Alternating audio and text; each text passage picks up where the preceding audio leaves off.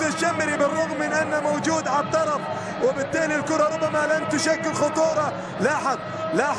لاحظ ضربة الجزاء، والحكم زاوية الرؤية له سليمة، وبالتالي ضربة جزاء لمصلحة الرائد عند طلال المشعل.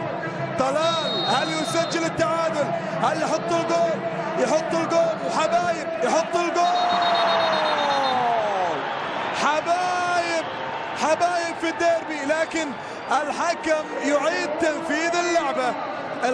يعيد تنفيذ اللعبة بسبب التمويه من قبل طلال المشعل. نعم، حكم المباراة يعيد تنفيذ اللعبة ويشير إلى طلال المشعل لأن لا يموه في اللعبة الماضية. لاحظ طلال موه في المرة الأولى ثم حط كرة على يسار فهد ثنيات، لكن الحكم يعيد تنفيذ اللعبة، يعيد تنفيذ ركلة الجزاء.